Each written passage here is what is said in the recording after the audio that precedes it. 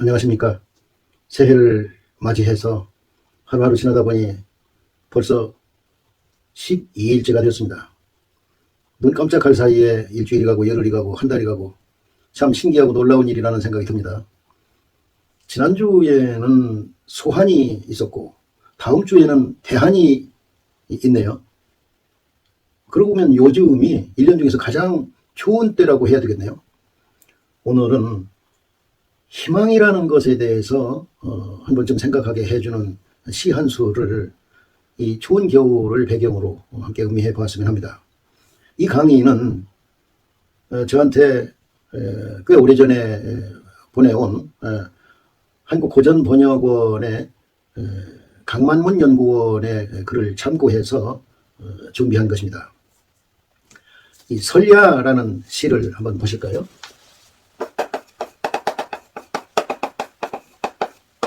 눈 내리는 밤, 이런 제목이겠습니다. 풍설 거쳤냐 하니 바람 불고 눈 내리는 외로운 시골 마을에 밤이 되니, 풍설은 눈부라치는, 이렇게 새기면 더 좋겠습니다. 눈부라치는 외딴 시골 마을에 밤이 깃드니 12인불개로다.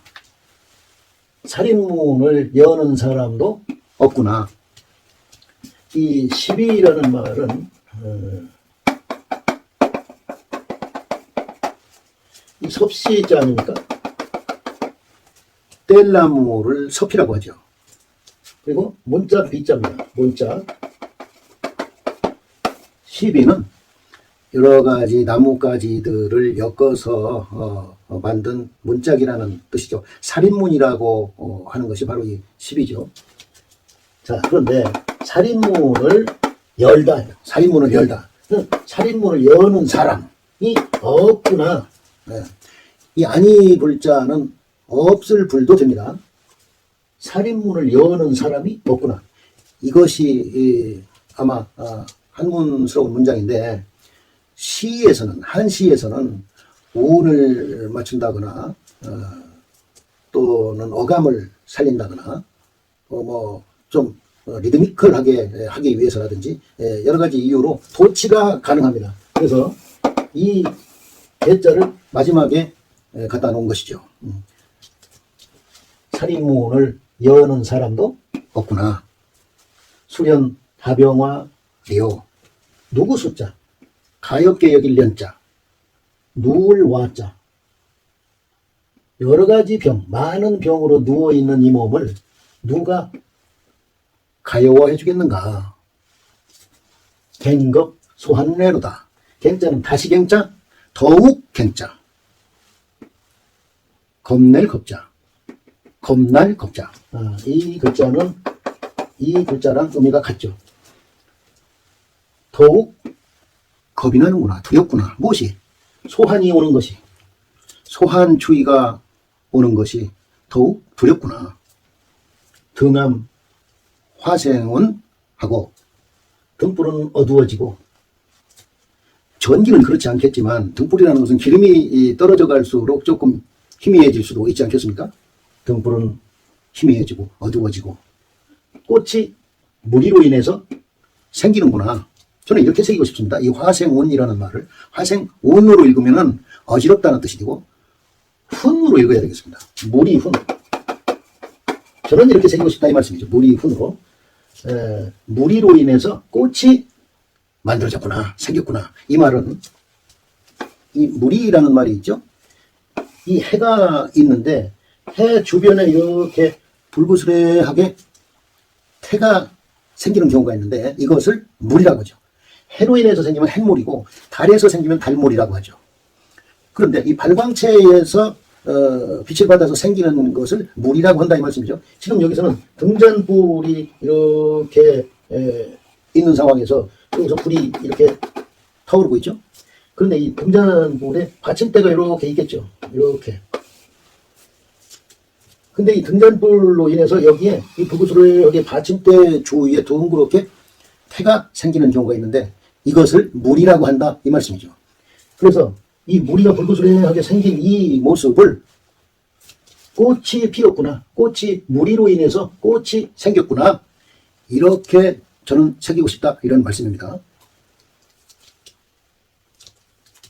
노전 화은 회로다.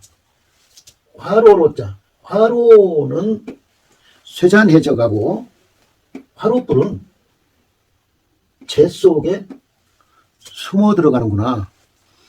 화로가 한번 성했다가 차츰차츰 시간이 가면서 쇠해지는 모습을 이렇게 표현했다고 저는 봅니다. 화로도 쇠잔해지고 화로불은 차츰 꺼져 들어가서 위에는 재가 남고 속에서 지금 그 불의 명맥을 유지하고 있구나. 이런 의미로 새겨봅니다. 재 속으로 숨어 들어가는구나. 이런 상황에서 흥내지유저하니 흥이 온다. 흥이 난다. 흥이 나는데 알겠다. 무엇을? 어떤 곳인지를 알겠다. 이 어떤으로 새깁니다. 있을 유자가 아니고요. 그러니까 흥이 나는데 그 흥이 어떤 곳에서 오는지를 알겠다.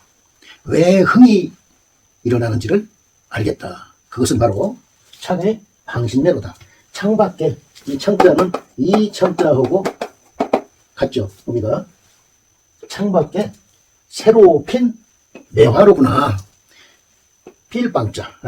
그런데 신방매라고 해도 좋을 텐데 이 작자는 이것을 바꿔 쓰고 있네요. 새로 핀 매화 이런 정도로 해석을 하면 좋겠습니다. 지금 이 작자는 조문수 선생입니다.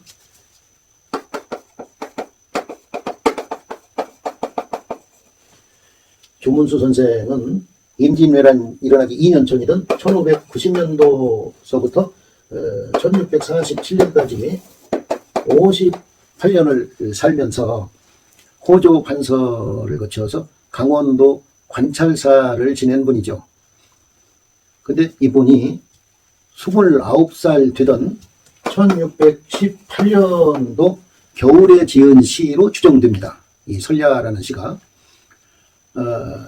이분이 이 시를 짓기 1년 전만 해도 궁궐에서 동국마마 세자를 경호하던 벼슬아치였는데요. 이때 인목대비에 대한 폐모론이 거론되었습니다.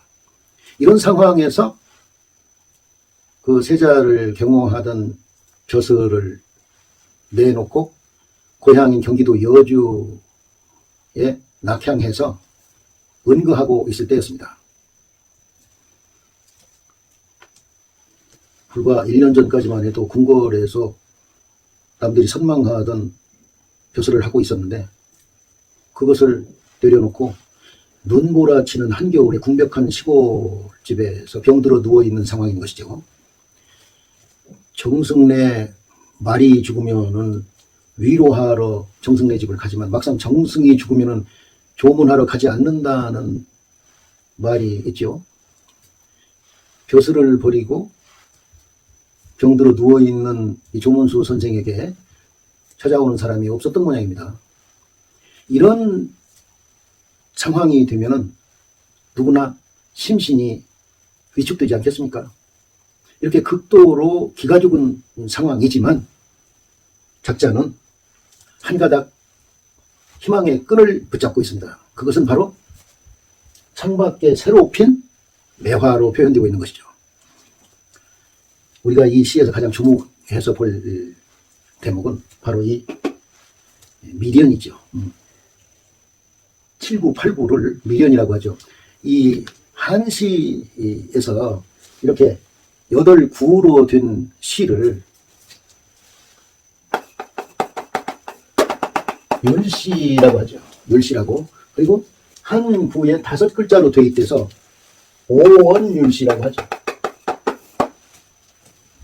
그리고 맨 위에 1, 2, 9를 머리 숫자를 써서 수련이라고 하죠. 그리고 3, 9, 4, 9를 턱 함자를 써서 함년이라고 하죠. 그리고 5, 9, 6, 9를 목 경자를 써서 경련이라고 하죠. 그리고 7989를 꼬리 미자를 써서 미련이라고 하죠. 네. 우리가 주목할 대목은 이 미련이라고 저는 생각합니다. 그런 눈보라는 치고 병들어 누워있고 등불은 가물거리고 화롯불은 잦아들고 그런 상황이지만 갑자기 흥이 난다. 근데 그 흥이 난 원인은 바로 눈보라 치는 창밖에서 새로 핀 매화다. 설중매다 이거죠. 네.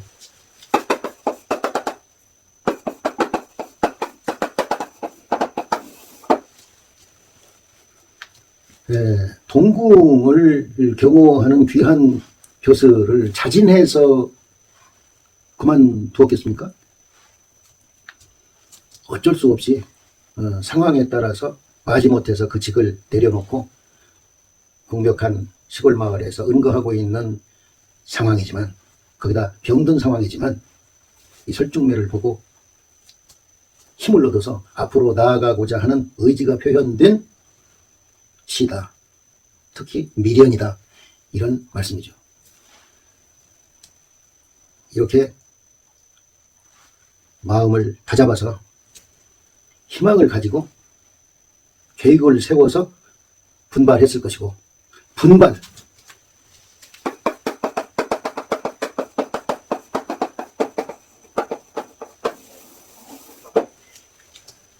제가 한자를 배우고 한자어를 배우면서 가장 좋아하는 한자어가 이 분발이라는 말입니다.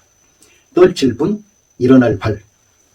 나를 기죽이는 모든 것들을 떨치어버리고 벌떡 일어난다. 이런 의미를 가지고 있죠. 분발이라는 말이에요. 그래서 남한테 하기도 좋아하고 제 자신한테 하기도 좋아하는 말이 바로 이 분발이라는 말인데요. 이 조문수 선생도 그런 어려운 상황에서 새 힘을 얻어서 분발해가지고 떨치고 일어나가지고 결국에는 판서로 관찰사로 승승장구하게 됐다. 이런 말씀입니다. 저 유명한 미국 오헨리의 단편소설 마지막 입새라는 작품이 연상되지 않습니까? 아파트에 살고 있는 전시라는 여류 화가가 있습니다. 그런데 폐렴이 걸려서 죽음을 눈앞에 두고 있죠. 당시만 해도, 그러니까 이 작품이 쓰여진 1905년도만 해도 미국이지만 폐렴이 걸리면 죽는 상황이었던 모양입니다. 그런데 그 아파트 그 창문을 통해서 보이는 그 저쪽 아파트의 외벽에 담쟁이 넝쿨이 타고 올라가가지고 이파리가 몇 개 붙어 있는 거예요. 그런데 이 존 씨는 저 담쟁이 넝쿨의 이파리가 하나둘 떨어져서 마지막 잎새가 떨어지는 날 자기의 삶도 끝난다고 굳게 믿고 있죠. 이 이야기를 전해들은 같은 아파트의 늙은 화가 베이먼이라는 사람이